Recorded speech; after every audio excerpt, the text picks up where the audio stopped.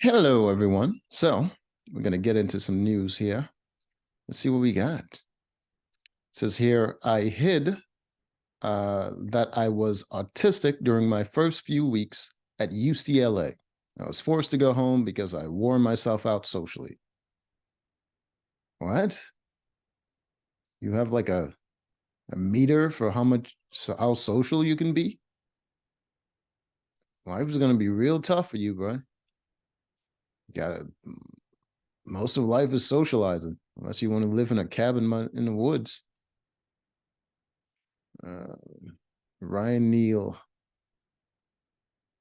Okay.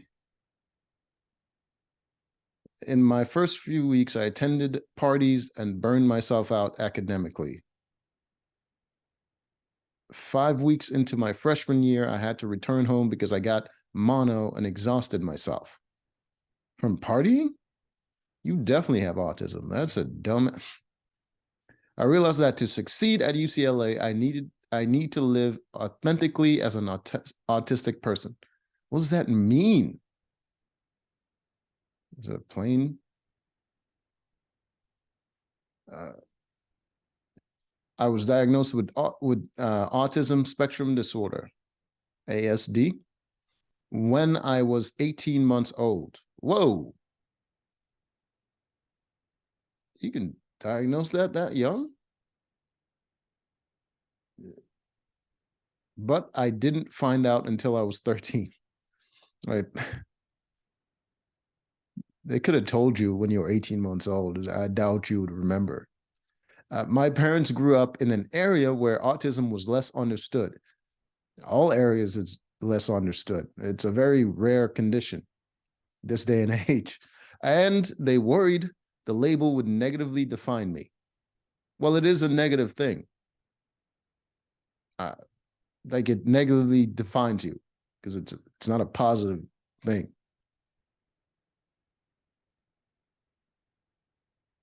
Usually people don't get diagnosed with positivity. I don't. When I learned about my diagnosis, I hid it from most people and tried my best to blend in with my peers. I doubt it. I'm pretty sure they all thought you were weird. Like it's not one of those things you can hide from people. Even if they don't know what the cause is, they know you act weird as shit. But when I got accepted into my dream school, UCLA, and struggled during my first few months, I realized I have to live my life as an authentic autistic person. Words that mean nothing. I regret thinking there was something wrong with me when I found out about my diagnosis. There is something wrong with you. That's why you were diagnosed. Listen, I understand you don't like the stigma, you don't like the negativity that comes along with that sort of thing, but it is something wrong.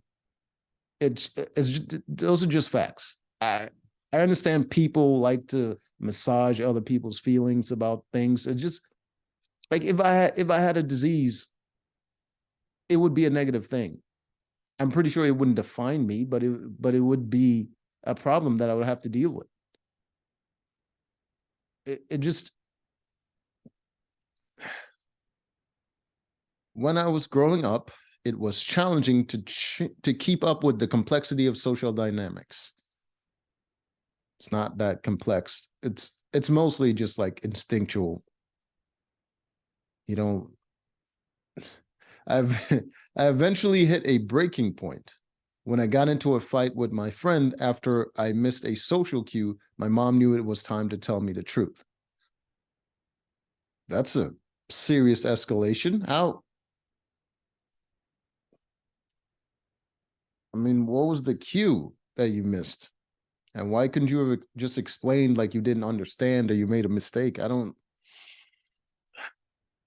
I grew up with media portrayals of autistic people.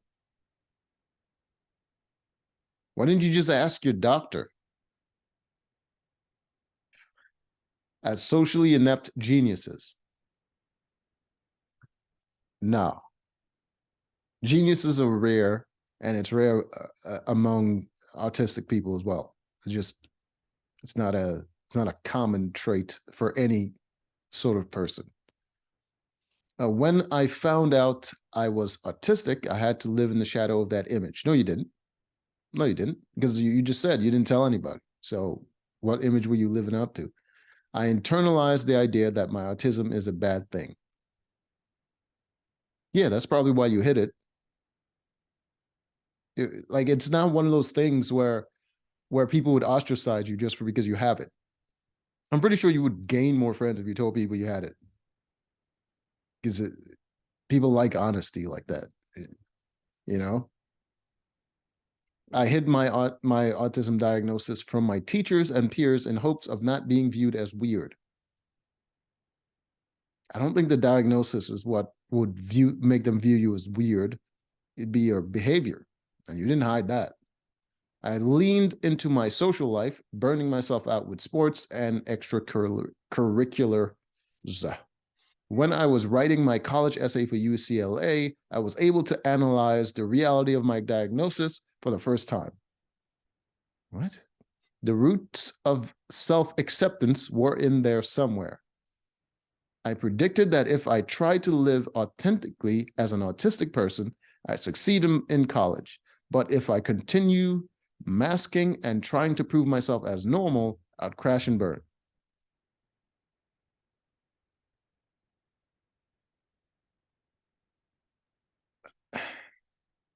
The problem wasn't that you're autistic. The problem is that you're stupid. Even people without autism, if they did what you did, it wouldn't be a good thing. You're just dumb. Deal with being dumb. Autism is not a problem. When I got to UCLA, I ignored my own advice. I crashed and burned 5 weeks into my first year. Yep. Well, you're dumb. Congratulations. My first few weeks at UCLA, I felt like I'd been shot out of a cannon. I was talking to what felt like thousands of people a day. Oh, 8,000 people a day. I exchanged sleep and self-care for going out and partying, mostly because I felt like I should. Why did you feel like you should? Maybe do less feeling and do a lot more thinking. But then again, you're dumb. It wasn't even that fun because I had to spend half of my energy reading everyone's nonverbal cues at 2 in the morning. You don't. You don't have to do that. Normal people don't do that. I don't do that. You could make mistakes. You could ignore some stuff. You know, there's a huge margin of error when it comes to socializing. Because of my autism, I qualified for accommodations like testing in a private room, access to a transcription tool, and breaks during class. The fuck? A lot of advantages there. Maybe autism isn't a negative thing. I didn't use them. Any route that allowed me to receive special treatment in classes made me feel like a failure. Well, yeah. You fail at socializing. You pretty much admit that. You are a failure. I opted to burn myself out socially and academically rather than engage the world authentically. Again, dumb. And then the bill came due. I got a severe case of mono a few weeks into my freshman year. I couldn't keep up, so I had to leave UCLA and return home. My greatest fear that my autism would lead to social isolation came true. For 2 months, I watched as the relationships I had sacrificed so much of myself for continued without me. Well, of course they did. You went home. It was unbearable to scroll through social media and witness my new college friends go to sporting games and parties while I was isolated at home. Oh my God, this guy's dumb. The worst part was that all of this was a result of my own choices. Getting sick was a message from the universe that I was doing what I was doing was not working. It was not a message from the universe. It's simply a consequence of actions. It was a dumb idea to do it in the first place. Experiencing the results of a dumb idea is not the universe speaking to you. That's simply learning from, let's put it this way. If you put your hand in fire and it burns you, that's not the universe telling you fire is hot. That's just you being too dumb to realize. Even worse, my actions were damaging my body. I realized this didn't happen because I'm autistic. It happened because I pretended I was not. No, that's not it. The problem is that you're dumb. I realized I had to choose between holding on to the image of success I had cultivated or being successful at school. When I returned to UCLA the following quarter, I admitted to myself that I needed academic accommodations. I also opened up to my TAs and professors about my diagnosis. I procured extensions on a few key assignments and hired an accessibility aide to help manage my schedule. I used a productivity technique known as body doubling, working alongside an accountability partner. With help of all these services, I maintained a cumulative 3.8 GPA and was accepted into UCLA honors program this year. I also made it my mission to take better care of myself.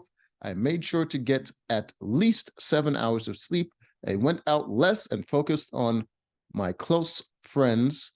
I did this primarily for my health, but it ended up allowing me to engage with the world more authentically and more autistically. As I finished up my freshman year, I know my journey to self-acceptance is ongoing. I still have a voice insisting I should act more like my peers by focusing harder and going out more. Even though I know that doesn't work for me, but I'm proud that I'm developing the discipline to resist that voice, and I'm proud to sacrifice the image of normality for a healthier lifestyle. When I learned I was autistic, I thought that meant I was weird. Yeah, that's what it means. And weird meant wrong. No, that's not what weird means. It just means different, unusual. Creepy would have been the worst thing people would call you, but weird is it's not that big a deal. I dedicated much of my adolescence to trying my hardest not to be, but as my college experience began to unfold, I started to accept that I'm autistic, not weird, and my life is all the better for it. But you still have a stupid problem. You're still dumb. It's unfortunate. But till next time.